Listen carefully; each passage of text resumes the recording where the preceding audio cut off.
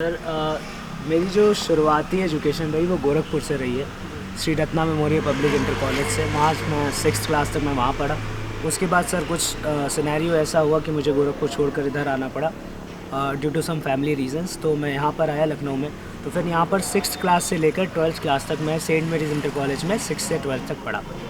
उसके बाद सर हमारी जो सर्किल था, जो हमारी जिस कोचिंग में मैं पढ़ता था, उस कोचिंग की एक ख़ास बात थी कि वहाँ पर जो मुझे सर्कल मिला वो कुछ ऐसा मिला कि वहाँ पर लोग जो जानने वाले हुए वो भी ऐसे जो टीचर्स, हमारे जो टीचर्स थे, जैसे मैं उनका नाम भी लेना चाहूँगा, अभिनव राज दीक्षित और अनिमेश दीक्षित। ये दो टीचर्स मुझे ऐसे मिले जिनको देखकर मुझे ऐसा लगा कि टीचर होता है तो ऐसा होना चाहिए।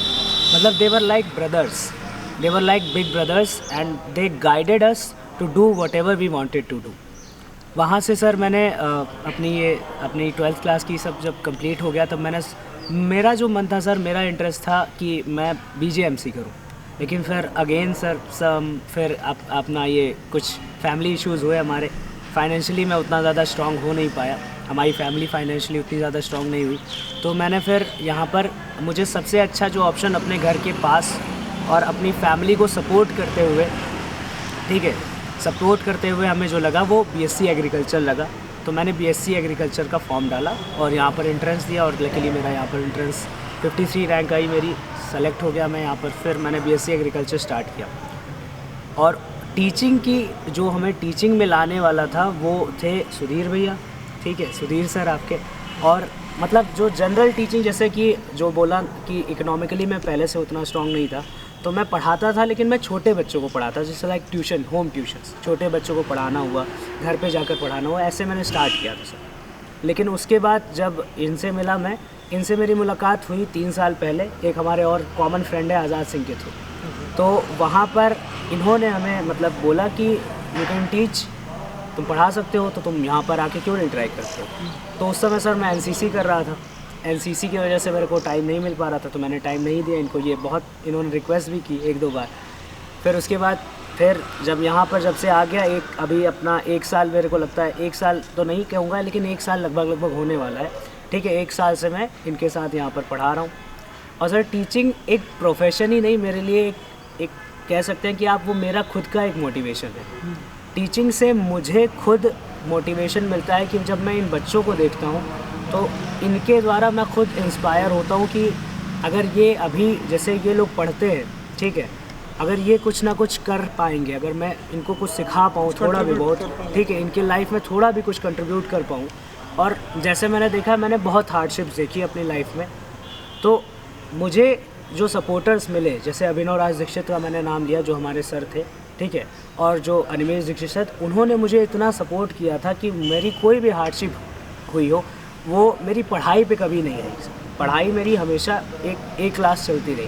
तो मैंने यही अपने माइंड में मेकअप कर लिया था कि पढ़ा तो रहा हूँ, लेकिन पढ़ाऊँगा तो है ही है, लेकिन ऐसे एक बच्चे को अगर किसी के साथ जुड़ा हूँ, किसी को मैं पढ़ा रहा हूँ, तो उसके लाइफ में एक एज अ गाइड मैं उसका रोल प्ले करने की कोशिश करता हूँ सर, एज अ टीचर, ठीक है सर। बाकी उसकी लाइफ की जो भी हार्डशिप्स होती है, सुनने की कोशिश की जाती है, उसको समझने की कोशिश की जाती है, और उसको यही बताया जाता है सर कि कैसे आप, कहाँ पर आप गलत कर सकते हैं, कहाँ पर आप गलत नहीं कर सकते, और कहाँ पे आपको होप नहीं छोड़नी चाहिए सर। ऐसे ही हमने शुरू किया था, अभी तक तो वेल गोइंग है सर, आगे भी इनके साथ काम करते रहेंगे।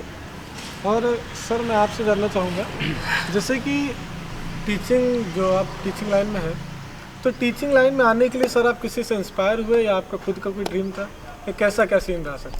नहीं, वैसा कोई ड्रीम नहीं था कि टीचिंग करनी है।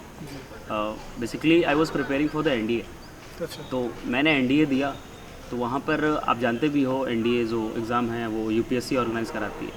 तो उसका मैं जब इंटरव्यू देने गया तो यहाँ से लगभग 300 बंदे रिपोर्ट करते हैं, 300 बच्चे।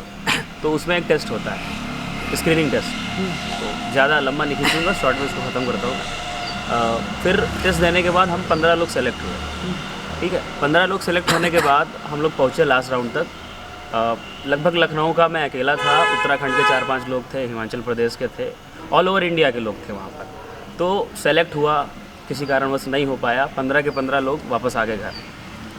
It was wash out. तो वहाँ के जो सर थे GTO सर, उन्होंने एक बात बोली थी कि अगर जो बेटा तुम यहाँ तक पहुँचे हो तो कुछ ना कुछ तो तुम्हारे अंदर है, कोई बात है। हाँ कोई बात है, क्योंकि उन 300 बच्चों में कॉम्पीट करके, सबसे पहले तो उन लाखों बच्चों में कॉम्पीट करके तुमने रिटर्न क्वालिफाई किया, देन आफ्टर दैट तुम इंटरव्यू तक पहुँचे हो, ठीक है। तो उसके बाद तुम यहाँ तक पहुँचे हो तो कोई निराश मत होना, हंसते हंसते घर जाना, और ये नहीं कर पाया तो उससे कुछ बड़ा हासिल करोगे लाइफ में। हाँ, ऐसा मैंने पढ़ा भी है कि भगवान अगर आपको कोई चीज़ नहीं दे रहे तो उससे कुछ बड़ा देने वाला हाँ, है। उससे कुछ बड़ा इसलिए देने वो छूट वाला है। गई। और बहुत बड़े लोगों का नाम भी बताया, जैसे APJ अब्दुल कलाम का नाम बताया कि उन्होंने भी SSB दी थी, SSB नहीं हुए लेकिन आज वो क्या है, APJ अब्दुल कलाम, ठीक है।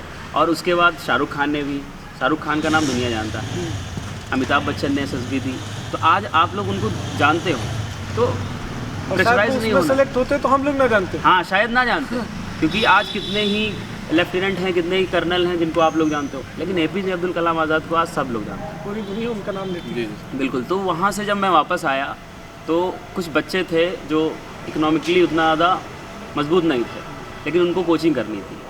अब 1-2 साल पहले की बात है, ये जर्नी स्टार्ट कहाँ से हुई, कैसे ये प्रोडिजी बनी, इसकी नींव कैसे रखी गई। मैं भी ऐसा ही प्रिपरेशन कर रहा था अपनी, तो पड़ोस में एक बच्चा था, तो उसने बोला कि भैया हमें कोचिंग पढ़ा दीजिए, क्योंकि उसने सुना था कि भैया एग्ज़ाम क्रैक करके आए हैं, भैया ने ये किया है, भैया ने वो किया है, तो भैया के पास नॉलेज है, क्योंकि उसका भी ड्रीम था कहीं ना कहीं डिफेंस में जाने के लिए। तो डिफेंस में जाने के लिए बेसिकली आपको प्रिपरेशन 11-12 से करनी पड़ती है, बेसिक्स आपको अपने क्लियर रखने पड़ते हैं। तो बच्चा आया, बोला कि भैया हमें पढ़ा दीजिए, तो हमने बोला चलो ठीक है। और उसके पिताजी सब्जी वब्जी लगाते थे बाज़ार में, तो थोड़ा सा वो फाइनेंशियली उतना ज़्यादा मजबूत नहीं था, और वो बोला उसने कि सर हम कोचिंग की फीस भी नहीं अफोर्ड कर सकते बड़ी, इसीलिए सर हम आपके पास हैं। हमने बोला कोई नहीं, हमारा भी एक फ़र्ज़ बनता है कि आप अगर जो इकोनॉमिकली वीक हो, इट्स ओके, हमारे पास नॉलेज है, आई विल प्रोवाइड यू। तो जर्नी यहाँ से स्टार्ट हुई। तो धीरे धीरे एक बच्चा आया, 2 आए, 3 आए, 4 आए, तो संख्या धीरे धीरे बढ़ती गई। हमने बोला अब घर पे तो पॉसिबल है नहीं, तो अब कहीं ना कहीं एक ऐसा हमें एरिया चाहिए तो वहाँ पर हम ये अपना रन कर सकें। तो मेरा खुद का एक स्कूल है जहाँ पर हम लोग यहाँ पर बैठे हैं, आरुष मोंटेसरी स्कूल। पापा से मैंने बात की तो पापा ने बोला इट्स अ गुड थिंग, इससे तुम्हारी भी नॉलेज एक्सटेंड होगी और बच्चों को भी बहुत सारी चीज़ें सीखने को मिलेंगी, क्योंकि जिस एरिया में अभी हम लोग हैं यहाँ पर एजुकेशन को लेकर उतना ज़्यादा डेवलप नहीं है, अवेयरनेस नहीं है। लोगों को यही नहीं पता है कि हमें जाना कहाँ है। यहाँ पर पढ़ाई उस बेसिस पे करते हैं कि हाँ 10th हो जाए, 12th हो जाए, एक डिग्री मिल जाए, शादी वादी हो जाए, बस हो जाए, है ना। तो ये सारी चीज़ें थी। तो यहाँ पर जब मैं भी कोचिंग करता था तो मेरे जो दोस्त थे आसपास के, तो क्या फालतू की चीज़ें कर रहा है, वहाँ जाता है इंदिरा नगर इतनी दूर गाड़ी से, हाँ पेट्रोल खर्च कर, हाँ ज़मीन है, ज़मीन बेच दो, बढ़िया प्लॉटिंग वॉटिंग करो, अच्छे खासे पैसे आएंगे, पैसे कमाओ, ये सारी चीज़ें क्या फालतू की चीज़ें कर रहा है तू। तो ये सारी चीज़ें थी। तो जैसे ही लोग बढ़ते गए तो मैंने सोचा चलो एक स्टार्ट करते हैं, थोड़ा सा अब अवेयरनेस लोगों में फैलाते हैं एजुकेशन को लेके कि एजुकेशन क्या है। और someone says that education is the most powerful weapon in the world. बिल्कुल बिल्कुल। क्योंकि अभी कुछ टाइम पहले कहीं यहाँ पर एयरफोर्स रोड पे लड़ाई भी हो गई थी। अच्छा। तो बच्चों में ये भी अवेयरनेस नहीं है कि हमें करना क्या चाहिए अपने आप को प्रोटेक्ट करने के लिए, व्हाट विल यू डू। तो मैंने उन चीज़ों को बताया, बेटा देखो एजुकेशन का मतलब यही नहीं होता कि केवल तुम पढ़ लिख जाओ, एजुकेशन का मतलब ये भी होता है कि आप अपने राइट्स को कैसे प्रोटेक्ट कर सको। हाँ, आपको कौन कौन से राइट्स मिले हुए हैं कि FIR करनी है तो कैसे करनी है, या किसी ने आपको गाली दे दी, ये सारी चीज़ें कर दी, तो वो सारी चीज़ें।